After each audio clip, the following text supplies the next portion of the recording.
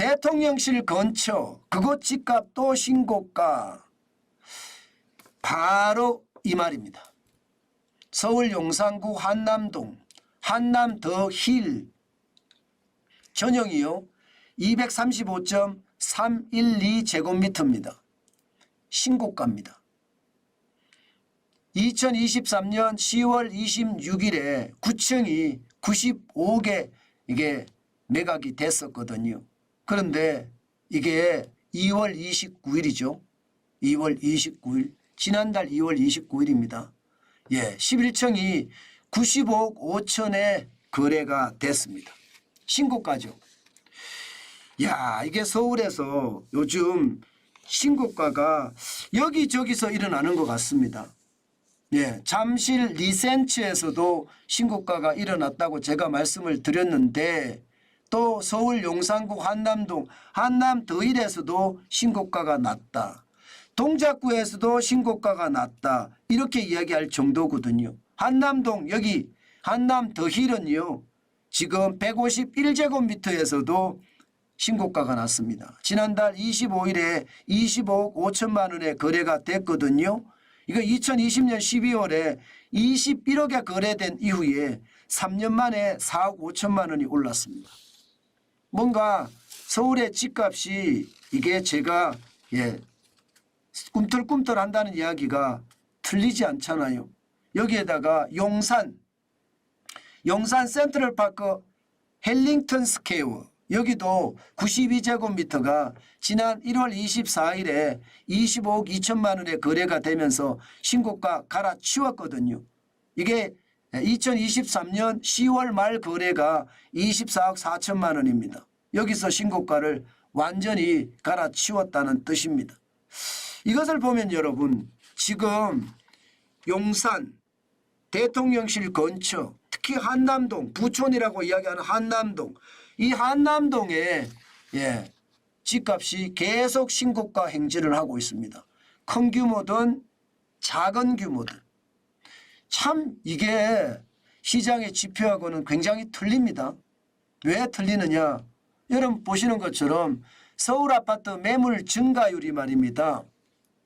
2023년 1월 2일 대비해서 2024년 3월 15일 기준으로 보면 68.8%가 늘어났습니다. 49,198건이 83,047건으로 늘어났잖아요. 다시 말해서 시장에 매물이 쏟아진다는 이야기예요. 아니 매물이 쏟아지는데 이게 가격이 떨어지잖아요. 일반적으로 말입니다. 매물이 쏟아지면 가격이 떨어지는 게 일반적이에요. 공급이 일어나는 거니까. 그런데 이게 공급이 일어나는데도 매물이 가격은요 안 떨어지는 거 신고가 행진이에요. 그러니까 이제 집주인들이 특히 말입니다. 이자 폭탄에 대한 고통을 겪었던 사람들이 너도 나도 집을 팔겠다고 내놓는 거예요. 아 지금이 시기다. 지금이 기회다.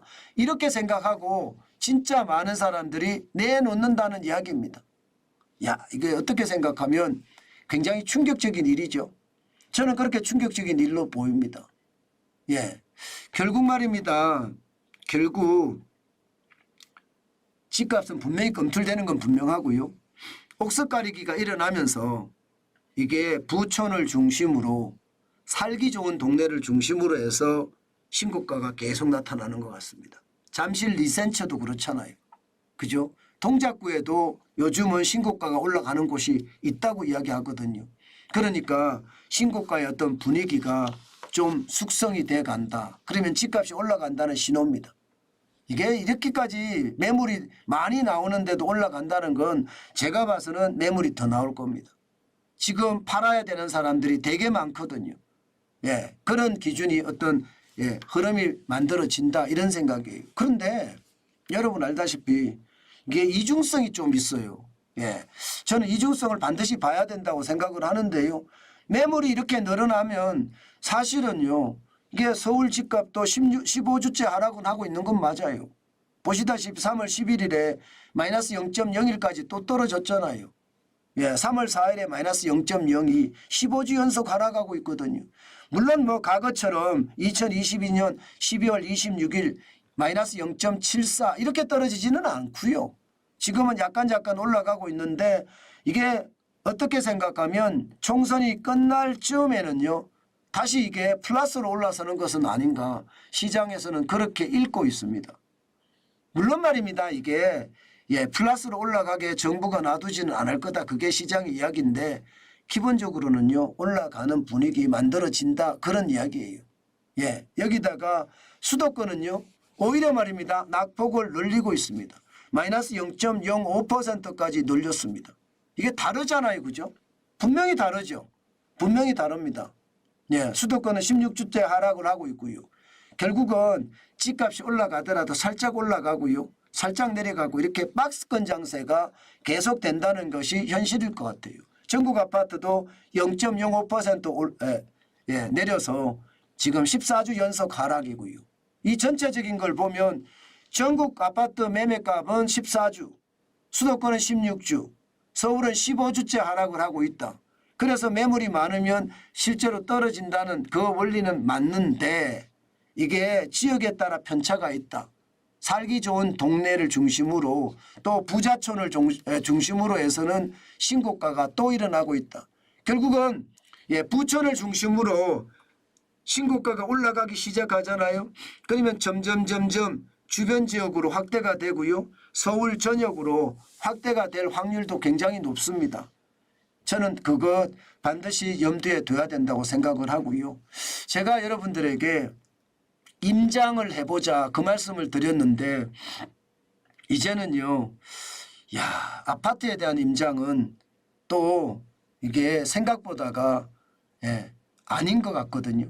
그렇다고 임장 안 하지는 마세요. 왜냐하면 이게 박스권 장세가 올라갔다 내려갔다 올라갔다 내려갔다 이게 지리하게 길어지잖아요. 그럼 급한 사람들은 또 급매를 내놓습니다. 그렇기 때문에 급매가 다시 있을 수도 있다는 생각을 가지고 시장을 보면서 무리하게 시장에 저는 임장을 하는 것보다가 가끔 한 번씩 임장을 하는 것 지금은 그것을 권하고요. 지금은 제가 보기에는요. 상업용 부동산 쪽의 임장은 좀 많이 해보는 것은 어떨까 저는 그런 생각은 합니다. 상업용 부동산 쪽에 말입니다. 상업용 부동산은 예상했던 것보다가 지금 가격들이 많이 떨어져 있거든요. 최근에 올라간다고 하지만 자영업을 하려고 하는 사람들이 없기 때문에 생각보다가 다릅니다. 그래서 여러분 반드시 말입니다. 여러분이 가고 싶은 곳이 있을 거예요. 그런 쪽에 무리하게 임장을 하지 마시고요. 제가 무리하게 임장을 한다고 지금이 되는 것은 아니다. 저는 그렇게 생각을 하거든요. 그렇지만 반드시 임장을 한번 해보는 것도 그렇게 나쁜 것 같지는 않다. 저는 그렇게 생각합니다. 물론 과거처럼 완전히 좋아지는 그런 임장은 없을 겁니다. 막 푹푹 떨어지고 그런 건 없을 거예요. 그러나 시장을 한 번쯤 보는 것 저는 반드시 생각을 해볼 필요가 있겠다. 그 말씀 다시 한번 말씀 올립니다.